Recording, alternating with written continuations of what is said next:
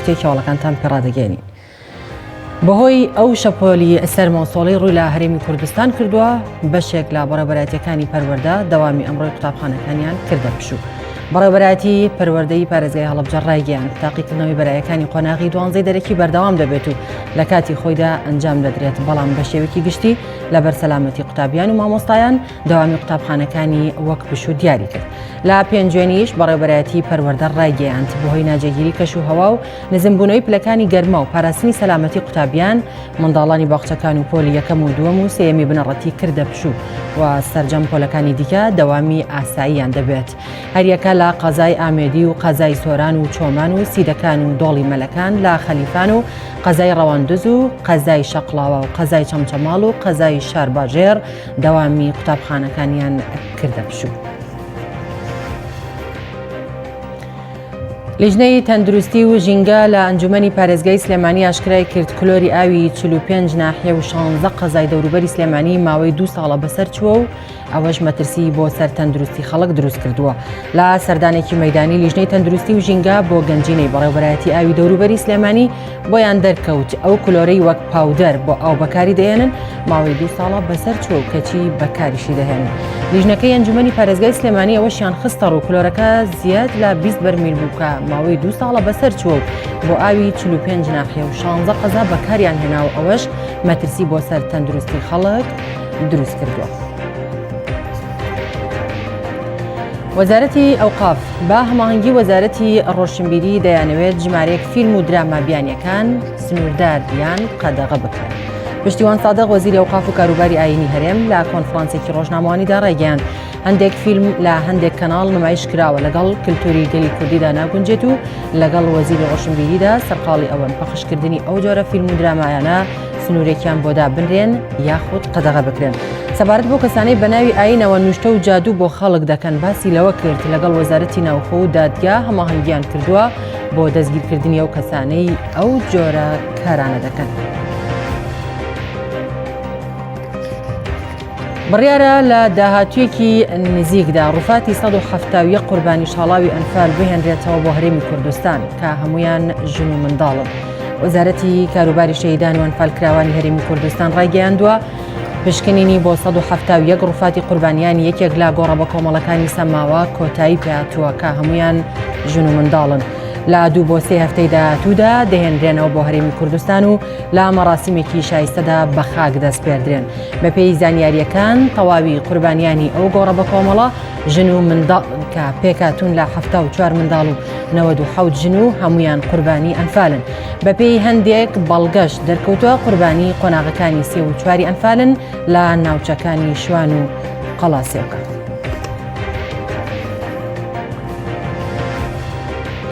با تۆمەتی دزینی ئۆتۆمبیل و سەختەکردنی چەندین تابلۆی ئۆتۆمبیل لە چەمچەماڵ کەسێک دەستگیر کرا. بەڕێوەبەرایەتی ئاسایشی ڕۆژاوای سلێمانی لە ڕاگەیەنراوێکدا ئاشکرای کردووە هێزەکانیان کەسێکیان دەستگیر کردووە کە 2 ئۆتۆمبیلی لا جۆری کیا پیکاپ دەبڵ لە شاری کەرکووک دزیوە و چەندەها تابلۆی ساختەی دروست کردووە ویستێتی لە بازاڕەکانی هەرێمی کوردستاندا ساغی بکاتەوە.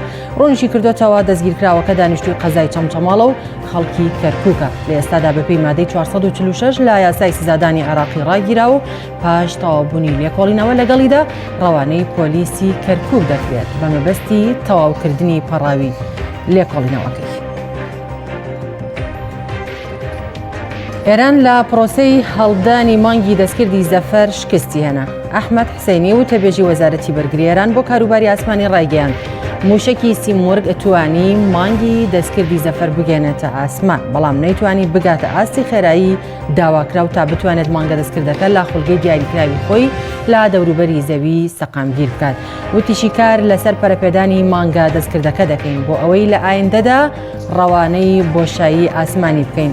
ئەحمەد حسەینی ئاماژەی بۆ ئەوەش کرد موشەکەکە قۆناغی یەکەم و دووەمی بە سەرکەوتووی تێپەڕاندووە، بەڵام نەیتوانیوە بگاتە قۆناغی سێ. کۆرۆنا بە کوشتنی 97 کەس تەنها لە یەک ڕۆژدا مەترسیترین ڕۆژەکانی تێدەپەڕێنێت و توشبوانیش بەو ڤایرۆسە 40,000 کەسیان تێپەڕان. وڵاتی چین دەڵێت 3200 کەس چارەسەریان وەرگرتووە و ڕەوانەی ماڵەوە کراونەتەوە، بەڵام کۆتاییاتنی پشووی سەری ساڵی چین مەترسی بڵاوبوونەوەی زیاتری کۆرۆنای لە وڵاتە هێناوەتە ئاراوە. بەپێی ئامارە فەرمیەکانی چین تا ئێستا 908 کەس بەهۆی ڤایرۆسی کۆرۆناوە گیانیان لەدەستداوە و زۆری نەشیان لە شاری ووهان بوون. بەهۆی کۆتاییاتنی پشووی فەرمی سەری ساڵی چینیەوە ئەمڕۆ کارمەند و فەرمانبەران دەگەڕێنەوە بۆ سەرکارەکانیان و ئەوەش مەترسی زیاتر بڵاوبوونەوەی ڤایرۆسەکە لای کاربەدەستانی ئەو وڵاتە و خەڵکی دروست کردو. ڕێکخراوی تەندروستی جیهانیش بڕیاریدا تیمێکی پسپۆڕی پزیشکی بنێرێت بۆ پەکینی پایتەختی چین. چین ئەوەشی ئاشکرا کردو 187,518 کەسی لەژێر چاودێری هەشتوتەوە تا بزانێت توش بوون بە ڤایرۆسی کۆرۆنا یاخودنا. کۆمپانیای ئەپڵی ئەمریکی بابڕی 27 ملیۆن دلار لەلایەن فەڕەنساوە سزادرا. ئەپڵ دوای 3 ساڵ دانینابەوەی سیستمی کارکردنی ئایفۆنە کۆنەکانی خاو کردوتەوە. دەستەی چاودێری فەڕەنسا دوای بەدواداچوونێک سزای 27 ملیۆن دلاری بەسەر کۆمپانیای ئەپڵی ئەمریکی سەپاند و کۆمپانیاکەشی با خیانەتکردن تۆمەتبار کردووە. ئەمەژە بۆش کردووە زۆرێک لا بەکارهێنەرانی ئایفۆنە کۆنەکان هەستیان بەوە نەکردووە کە ئایفۆنەکانیان خاو بۆتەوە. ئامانجی کۆمپانیاکەژەوە بووە بەرهەمانویەکانی زیاتر بفرۆشێت. تۆ لە یانگری مشکەکە بوویت یاخود پشیلەکە، ئەڵبەتە لا فیلم کارتۆنی تۆم و جێری دەڵێم بە هەواڵێک تایبەت بە تۆم و جێریتان پێشکەش بکەین. تۆم و جێری ئەو فیلم کارتۆنی کە زۆرینەمان بە منداڵی و تا گەورەبوونیشمان تەماشەکەری بووین و زۆربەی زنجیرەکانیمان بینیەوە. ئەمڕۆ دروستکردنی ئەو زنجیرە فیلم کارتۆنە پێدەنێتە تەمەنی 80 ساڵیەوە. بە گوێرەی ڕاپرسیەک لە بەریتانیا کە لە ساڵی 2015 ئەنجام درراوە زۆرێک لا بینەرەکانی لە سەر و تەمەنی مێرمنداڵیەوەن و بە خۆشترین فیلم کارتۆنی ژناوی دەهێنن کە تا ئێستا دروستکرابێت. تۆم و جێری کارتۆنێکی ئەمریکی لە ساڵی 1940دا بەدەستی ویلیام هانا و جۆزێف باربێرات دروستکرا.